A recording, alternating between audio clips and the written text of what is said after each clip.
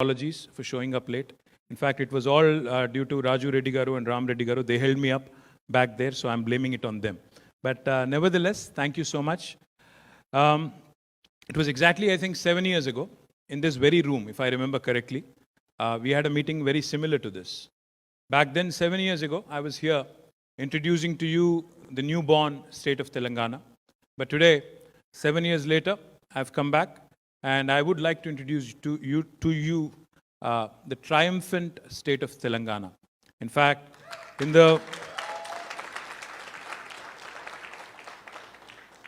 since I'm in Bay Area, I think it would be appropriate to say, 15th of August this year, India would be turning 75. And 75, obviously, as you all know, is a momentous occasion in the history of an individual or an organization or a nation.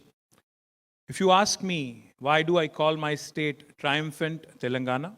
It is because in the last 75 years after independence, I believe, since I'm in Bay Area, I believe that my state, Telangana, is the most successful startup of independent India. And this, again, I'm not merely making a statement for the sake of making one. I will back it up with data. I'll back it up with statistics. Why am I claiming that in 75 years of India, there has not been a more successful state than Telangana? The reason why I say that is because of 3 or 4 simple statistics that I'll present to you, and then you can decide for yourself.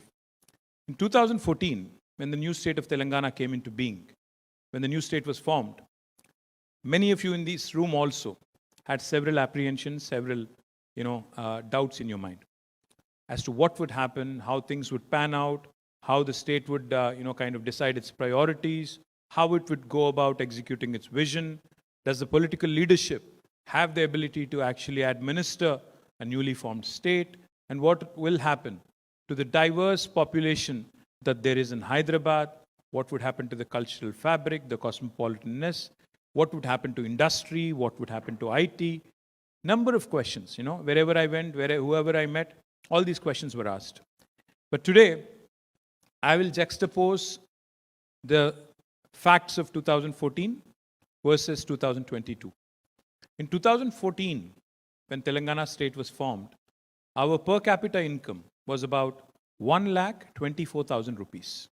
And today, 7 years later, 7.5 years later, the per capita income has risen by a whopping 130% to 2,78,000 rupees. This is a matter of, in a span of 7 years. In a span of 7 years, Telangana's GSDP, the gross state domestic product, it was 4.9 lakh crore rupees back in 2014. Today, 7 years later, it is 11.54 lakh crores of rupees, a whopping 130% increase. Now, for those of you who do not understand what this means, how this translates into how well Telangana is doing, let me point out. India has 28 states. Indialo 28 రాష్ట్రాలు ఉన్నాయి. Out of these 28 states, Telangana is the 11th largest state geographically. భౌగోళికంగా తెలంగాణ 11వ అతిపెద్ద రాష్ట్రం. In terms of population, we're the 12th largest state in India among the 28 states. But according to Reserve Bank of India, Telangana today has emerged as the 4th largest contributor to India's economic growth. It has become a powerful economic engine that supports the backward states in India, elsewhere in the country, and it continues to grow at a breakneck speed. In fact, just to put out another statistic so that you understand better, Telangana's population, if you look at it, it's only 2.5% of the total Indian population. But our contribution to India's GDP is 5%, which goes to show you that Telangana continues to punch above its weight, continues to contribute to the nation, continues to grow as a state. In fact, let me also put things in perspective for you. All of this happened. 14% CAGR, compounded annual growth rate, over the last 7 years has happened despite the pandemic last 2 years and despite not much support from Government of India. had we had normalcy, had we had normal conditions, I would like to believe that we would have grown even further, we would have achieved even more. So how did this happen? How did this startup become so successful? How did it become a unicorn? How did it become what it has become? Synonymous with progress on industrial front, synonymous with progress on agriculture, synonymous with welfare, synonymous with development. How did this happen? Our Honorable Chief Minister of Telangana, Sri KTR Garu, is a man who comes from the grassroots. He's a man who believes that before you talk big, before you talk of the coolest things that are out there in Bay Area and elsewhere, before you talk about semiconductor fabs, before you talk about electric vehicles and all the new things that are happening, before you talk about Web3, before you talk about anything else, he has told us on day one that we as a country, we as a state, need to ensure that the fundamental needs of the people are met with. So what did we do? We said, let's get the basics right. What do the people of Telangana want? When we started our journey, we were languishing on the power front, on the electricity front. We had frequent power outages. Industry was suffering 3 days of power outages. Domestic sector, in fact, each and every house was being subjected to about 6 hours of power cut. And of course, agriculture sector was in a huge distress. 3 days of power holidays for industry, and agriculture sector never received continuous supply of even 6 hours of power during the daytime. That was the situation on the power front. The total installed capacity of power in the state of Telangana was about 7,000 plus megawatts, whereas the demand was more than 9,000 megawatts. So we were reeling under a serious power crisis when the journey of Telangana began. Within a span of 6 months, Honorable CM has been able to solve this major problem which could not be solved in the previous 65 years. For those of you who are wondering, how did he do this? Did he have a magic wand? No. He just had a steely resolve. He was determined to change the course of our electricity situation. What he had done was he went for short-term power purchases. He ensured that our existing plants, the thermal power generation plants, operated at a higher PLF, higher plant load factor. He also ensured that India is a sunshine country. We all know that. We almost have sun for 300 days a year. So he decided that we'll harvest as much solar energy as possible. So today, as a result, what has happened over the last 7.5 years is our installed power capacity has increased from 7,000 odd megawatts to 16,000 plus megawatts. We have more than doubled our installed power capacity. And for those of you who use electric vehicles, for those of you who use hybrid cars, let me also point out, we're a very environmentally conscious state.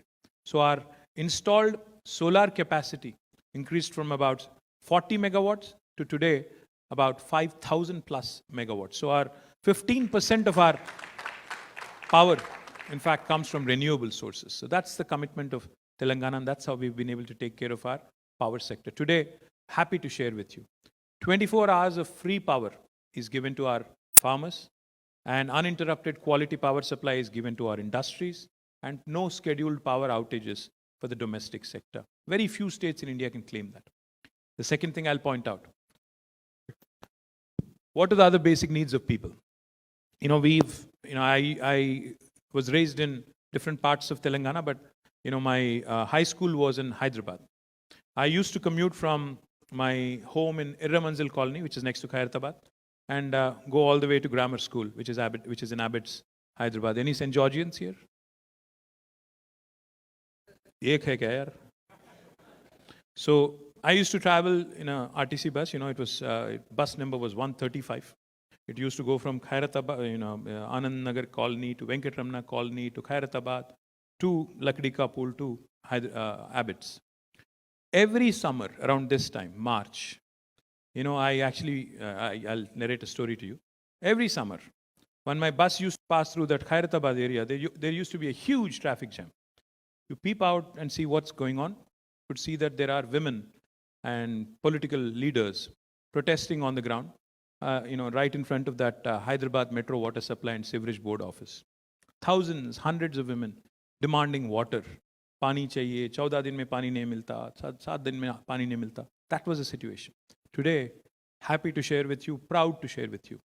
In 75 years of Indian independence, no single state, no single leader has done what KCR Garu has done for Telangana. Every single household in Telangana today has a portable drinking water connection. We are a state, we are the only state which has provided 100% portable drinking water connection. And this is not me saying it.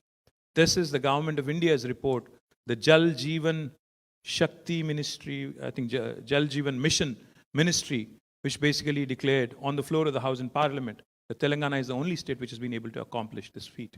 How did we do it? We spent $7 billion, nearly 7 billion, nearly 40 plus crores of rupees. We connected each and every home. We laid nearly 100,000 kilometers of pipeline, which is literally, I think, 3 times the circumference of Earth. That's the vision. And in terms of execution, we were able to get it done in less than 4 years. Now, that is the kind of steely resolve. That is the kind of political will.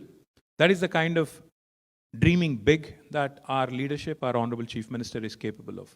The third thing I'll point out on the irrigation front.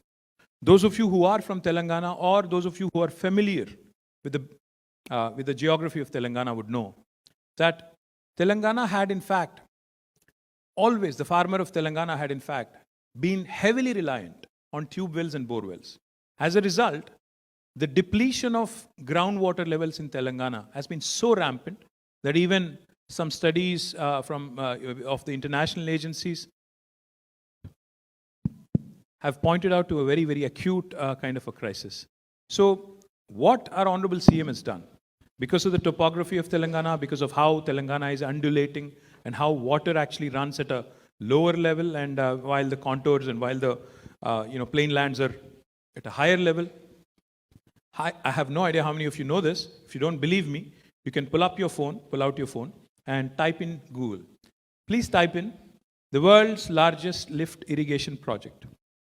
You will realize that it is Kaleshwaram project in Telangana, which has been completed in less than 4 years. It's the world's largest project completed by the youngest state in India in less than 4 years. You know, we often talk about Chinese execution, how well things move in China, how a building was completed in 100 days, how a project was conceived and conceptualized in less than a couple of years, etc., etc.